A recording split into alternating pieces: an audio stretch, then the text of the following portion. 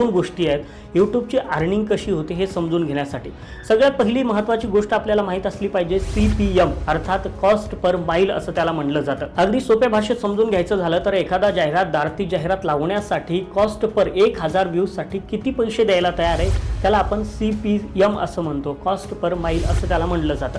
1000 views साठी काय cost आहे तर याच्यावरती सुद्धा यूट्यूबच्या व्हिडिओचे अर्निंग महत्त्वाचे अवलंबून असते। आता हा CPM जो आहे तर तो वेगवेगळ्या देशाचा वेगवेगळा असू शकतो, प्रत्येक देशामध्ये हा CPM वेगळा असतो। आता इंडियाचा विचार करायचा झाला आपल्या भारतामध्ये CPM थोडासा कमी आहे, त्याच्या बदल्यात अमेरिका, कॅनडा, UK याचा जर विचार करायचा झाला तर इथला जो काही CPM आहे तर तो जास्त आहे, कॉस्ट पर माईल जे आहे तर जाहिरातदार जे तर जास्त पैसे देतात। भारतात 1000 व्ह्यूज साठी जर विचार करायचा झाला तर 15 ते 80 रुपयापर्यंत मध्ये कुठलीही अर्निंग आपल्याला भेटू शकते। 15 रुपये, 20 रुपये, 70 रुपये, 80 रुपयापर्यंत 1000 व्ह्यूजला आपल्याला अर्निंग पैसे भेटू शकतात, आपली कमाई होऊ शकते। मात्र अमेरिका असेल, कॅनडा असेल, UK या दुसऱ्या देशाचा विचार करायचा झाला तर त्यांना $1 ते $5 पर्यंत 1000 व्ह्यूजला अर्निंग मिळू शकते। म्हणजेच काय तर आपल्या इंडियापेक्षा जास्त म्हणजे 80 ते 400 रुपयापर्यंत त्यांना पैसे भेटू शकतात 1000 व्ह्यूज आल्यानंतर, हा फरक आहे। त्यानंतर महत्त्वाची दुसरी गोष्ट तुमचे पैसे कमाई याच्यावरती परिणाम करते ती म्हणजे कंटेंट। तुम्ही व्हिडिओ काय बनवत आहे, तुमच्या व्हिडिओमध्ये नेमका कंटेंट काय तर ह्याच्यावर सुद्धा अर्निंग तुमची कमी जास्त होते। भारताचा विचार करायचा झाला तर CPM जो आहे तर आपल्याकडं म्हणजे 1000 व्ह्यूजला 15 ते 80 रुपयापर्यंत कमाई होऊ शकते, कमी जास्त होऊ शकते, हे आकडे काही फिक्स नाहीत।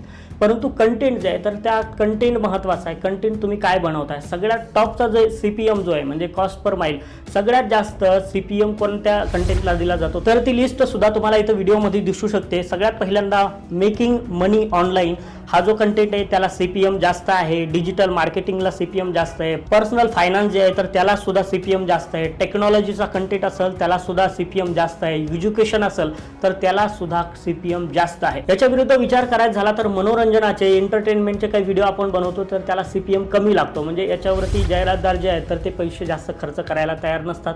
त्यानंतर ब्लॉगिंगचे व्हिडिओ जे असतात तर त्याच्यावर सुद्धा CPM कमी लागतो, म्हणजे एवढाही कमी नाही लागत पण फरक पडतो। त्यानंतर महत्त्वाची तिसरी गोष्ट ती म्हणजे लँग्वेज तुमच्या व्हिडिओची कोणती हे सुद्धा महत्त्वाचं आहे, याच्यावर सुद्धा तुमच्या व्हिडिओची अर्निंग अवलंबून असते। जर तुम्ही इंग्लिशमध्ये व्हिडिओ बनवत असाल तर त्याचा अर्निंग जे आहे तर ती जास्त होऊ शकते, त्याचा CPM RPM जास्त असतो।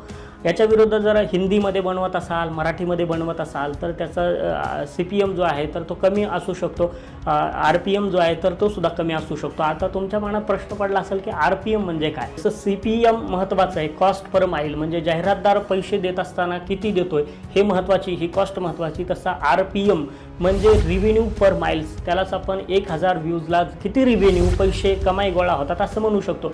RPM जो आहे तर तो क्रिएटरसाठी महत्त्वाचा आहे, म्हणजे प्रत्येक चॅनलला एक RPM असतो, त्याला आपण रिव्हेन्यू पर माईल असं म्हणतो।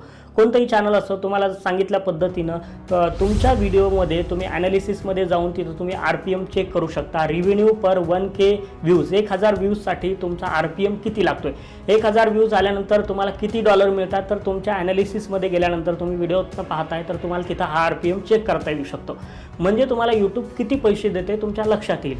साधारणपणे विचार करायचा झाला तर 1000 व्ह्यूजला अर्धा डॉलर किंवा आपण असं म्हणू शकतो 2000, 2500, 3000 व्ह्यूज जर आले तर $1 आपल्याला मिळतो। कधी कधी तुम्ही म्हणाल की व्ह्यूज तर 1000 झाले, 2000 झाले पण $1 पडला नाही, तर असंही होतं, कधी कधी पडत नाही। व्हिडिओ तुमचा व्ह्यूज कुणी जर करत असेल पाहिला, त्याला जाहिरात लागली नाही तर तुम्हाला तिचे पैसे साहजिक भेटणार नाही, तर याच्या माध्यमातून सुद्धा कधी कधी तुमचे पैसे कमी होतात। कधी कधी तुमचा कंटेंट असेल तर ते सुद्धा महत्त्वाचं आहे, तुमची भाषा महत्त्वाची आहे, आणि या सगळ्या गोष्टीचं एकत्रीकरण करून नंतर तुम्हाला पैसे दिले जातात। पण एक साधारणपणे सांगायचं झालं तर 1000 व्ह्यूजला आपल्याकडे 18 ते 80 रुपयापर्यंत अर्निंग होऊ शकते। महत्त्वाचा एक चौथा घटक आहे जे तुमच्या अर्निंगवरती परिणाम करतो, ते म्हणजे ड्युरेशन, त्याला आपण वेळ म्हणतो। तुमच्या व्हिडिओचं ड्युरेशन, आता जर तुम्ही 2 मिनिटाचा व्हिडिओ बनवत असाल तर अर्निंग थोडीशी कमी होऊ शकते। 3 मिनिटाचा, 5 मिनिटाचा असेल तर कदाचित एकच जाहिरात त्याच्यावरती लागते, त्याला मल्टिपल जाहिराती लावू शकत नाही। पण यूट्यूबच्या नियमामध्ये असं आहे की जर तुमचा व्हिडिओ 8 मिनिटापेक्षा जर मोठा असेल, 8+ व्हिडिओ असेल, 8 मिनिटापेक्षा जास्त, तर मिड रोल ॲड त्याला आपण ऑन करू शकतो, म्हणजे मध्ये मध्ये जाहिराती आपण टाकू शकतो आणि आपल्या हातानं सुद्धा जाहिराती लावू शकतो। म्हणजे 8 मिनिटाच्या पेक्षा जास्त मोठा व्हिडिओ असेल तर साहजिकच त्याची अर्निंग वाढू शकते।